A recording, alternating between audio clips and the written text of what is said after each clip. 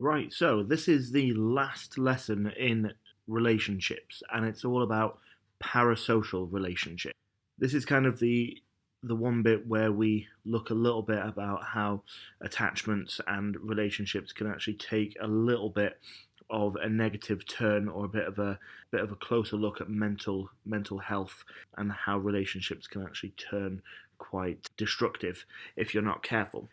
So, just very quickly then, parasocial relationships, if you look at the word specifically, it kind of means resembling a relationship. So the idea is that actually a parasocial relationship is similar to a normal relationship, but it lacks one specific element. And the important element that it lacks is this idea of reciprocity. And what that means is the devotion or the love or the attraction, or even the knowledge that you're in a relationship isn't reciprocated. So it's a very one sided relationship. And it usually occurs with a celebrity. So it's relationships in which a fan knows all about the celebrity, but the celebrity doesn't even know the fan exists. And it doesn't have to necessarily just be celebrities. It could be a team, a fictional character, a band, an organization, anything really. It could even be someone in your community that you have developed some kind of attachment to, but that person has no idea of what's going on. Now, according to McCutcheon et al. In 2002, there are different levels of parasocial relationships. And Maltby used a celebrity attitude scale to actually determine what those levels are. And there are three different levels that describe parasocial relationships that become more and more and more extreme in terms of the level of obsession that's shown by the fan or by the person that's experiencing this type of relationship. And I've just put them on a little bit of a scale for you there. So you kind of, at the normal end, is the entertainment social stage, the least intense level of celebrity worship. It's the stage where celebrities are viewed as a source of entertainment, a fuel for social interaction. So you might sit with your friends and you might talk about a passing interest in a soap opera, or about a passing interest in, a singer or an actor. You might talk about something that you've read in a magazine, or something that you've seen on EastEnders or Coronation Street or whatever. And actually, it's a fairly healthy place to be, because in this particular stage, a parasocial relationship is quite a fruitful source of gossip in things like offices and classrooms, at work, at home, etc. So it's not a bad place to be, and most people live in that entertainment social stage, or at least somewhere between the entertainment social stage and the next stage. The next stage is the intense personal stage, so it's a bit of an intermediate level, and it reflects a greater personal involvement in a parasocial relationship with a celebrity. So a fan might have frequent obsessive thoughts about the celebrity, might have intense feelings about the celebrity, might even start to think of the celebrity as being his or her soulmate. So starting to get somewhat more intense, but not necessarily dangerous as yet. So like I said, most people live between those two stages. Now, where it starts to get a little bit more dangerous is the final stage, which is the borderline pathological stage, and it's the strongest level of celebrity worship. It features uncontrollable fantasies, extreme behavior, and that might include, spending a large sum of money on celebrity-related objects, being willing to perform illegal acts for the celebrity. I often use the example of I am in love with Kim Kardashian. I'm not, by the way.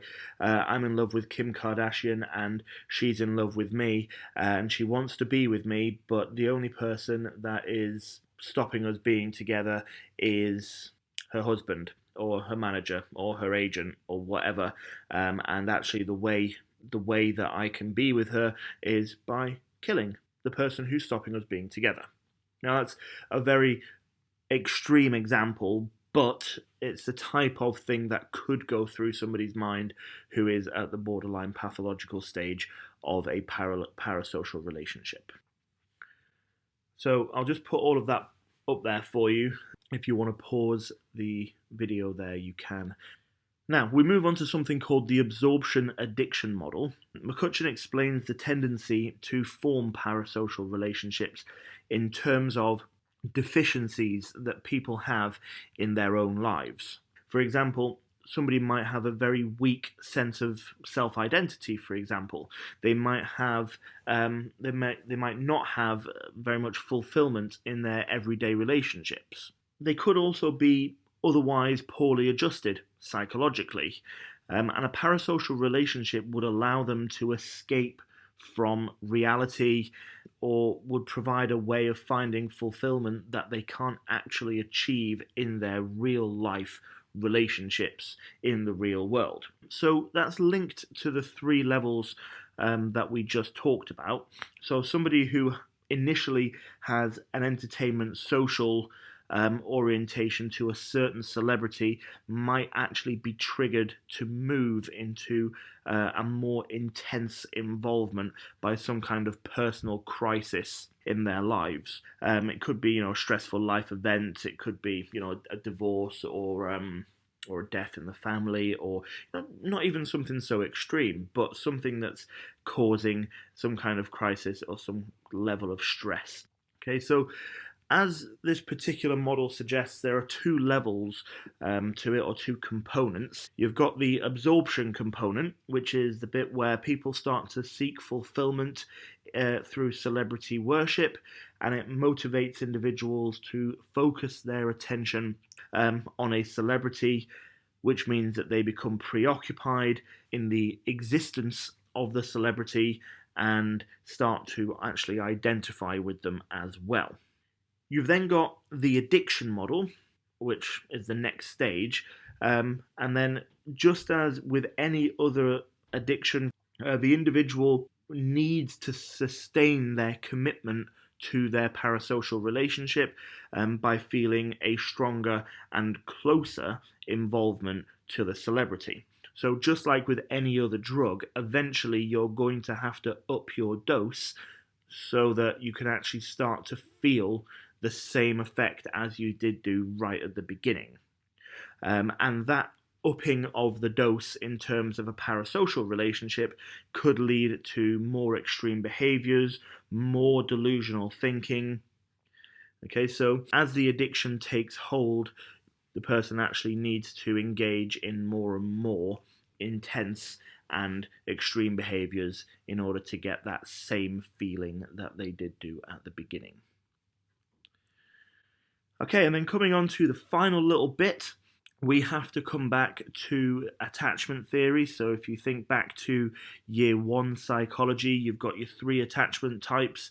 You've got anxious, avoidant, and secure. Now, for the sake of this particular lesson, we can ignore the secure attachment.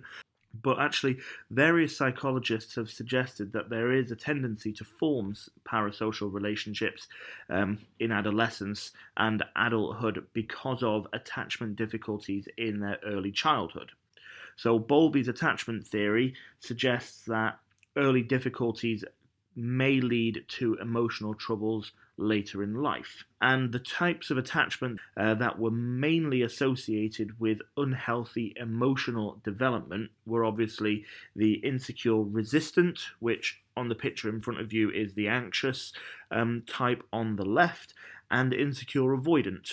So insecure resistant types are most likely to form parasocial relationships as adults, because they need to have some kind of unfulfilled need met. But in a relationship that's not accompanied by the threat of rejection, the threat of breakup, and the threat of disappointment, that often comes with a real life relationship. If you think about the type of disappointment and the type of rejection they may have experienced from a parent growing up, that I love you, I hate you kind of relationship that often was going on, provided by ambivalent parents, for example, or inconsistent parents, they want to have that love, they want to have that attachment, they want to have that person that they love and that loves them, but they don't want to put themselves in the position where they could be disappointed, they could get rejected, or anything else negative that could happen in a relationship. And so a parasocial relationship is the best thing for them, they think. Insecure avoidant types, on the other hand, they just like to avoid, or they prefer to avoid, any pain and rejection that a relationship could potentially bring. Whether they're social relationships or real relationships, or whether they're parasocial relationships. So parasocial relationships are good for those because actually we can avoid, or they can avoid, the pain and the heartache that could happen in real life and also in parasocial relationships as well. So as much as insecure avoidant people may prefer parasocial relationships, they actually would prefer to avoid relationships altogether, because that way they can avoid any kind of disappointment or any kind of heartache that might come with them. Okay, so next slide. Again, you can now pause it and you can take some notes there if you want. Okay, so now that we've covered the outline section of parasocial relationships, we will quickly move on to some of the evaluation points. As usual, I've got 4 for you, and I'm going to have them peeled for you at the end of the video as well. So the first one we're going to have a little look at is some research support for the absorption-addiction model. Maltby in 2003 linked types of personality to levels of parasocial relationships. So he found that extroverts were more likely to be in the entertainment social level, whereas neurotics were more likely to be at the intense personal level, and psychotics at the borderline pathological level. Furthermore, Maltby et al. In 2005 measured the relationship between celebrity worship and body image in teenagers and found that young girls who were in the intense personal level tended to have a poor body image, especially if they particularly admired a celebrity's physical appearance. So both of those studies support the model because they confirm the predictions of a correlation between the level of celebrity worship and poor psychological functioning. Okay, so you've got some nice research support for the absorption addiction model there. Okay, moving on. Unfortunately, the attachment explanations have not got very much support. So McCutcheon et al. In 2006 examined the correlation between attachment type and celebrity worship using over 200 participants, and actually no link between insecure resistant attachment and more intense levels of parasocial relationships were found. So that contradicts the claim made by attachment theory explanations and suggests that there actually is no link between attachment types and parasocial relationships. Moving on, there are also some fairly severe methodological limitations to studies into parasocial relationships. They rely heavily on self-report methods, for example, such as interviews and questionnaires. Now, as you know, the problem with methods like that is that they may not reflect the true picture, as participants may want to answer in a way that reflects them better. So that's called a social desirability bias, and they may not respond truthfully to questions. Moving on from that, a lot of research into celebrity worship or parasocial relationships is also correlational.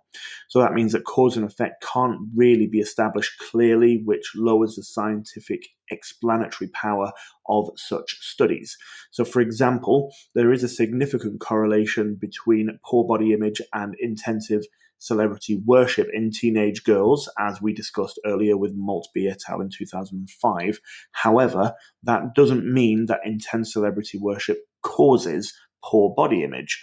It may well be that girls who already have a poor body image tend to engage in a more intensive level of parasocial relationship to enhance their self-esteem. So you've got this idea of the direction of causality may be different, or there may even be a third factor involved that we're not even considering. Okay, so the reasons for developing parasocial relationships may be different from the ones uncovered by research, which lowers the validity of the explanations, making them less applicable to real life. Okay, and then you've got a final one as well, which is an issues and debates point.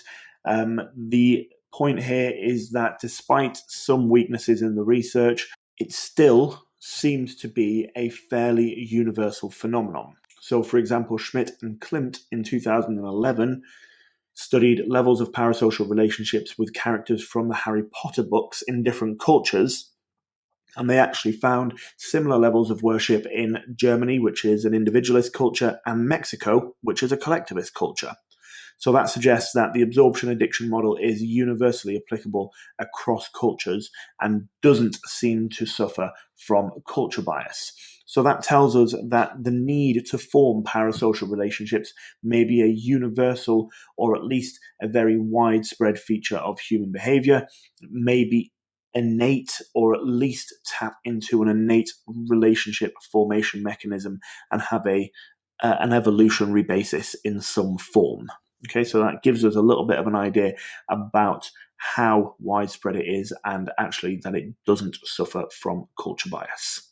Okay, so those are 4 evaluation points. I will put them up on the screen for you now as a Peel paragraph. So there's the research support for the absorption addiction model. You've got the lack of support for attachment explanations, the methodological limitations, and then you've also got your issues and debates point right there. Okay, that is the end of the video now. Okay, so I hope that's all made sense, and thank you very much for listening.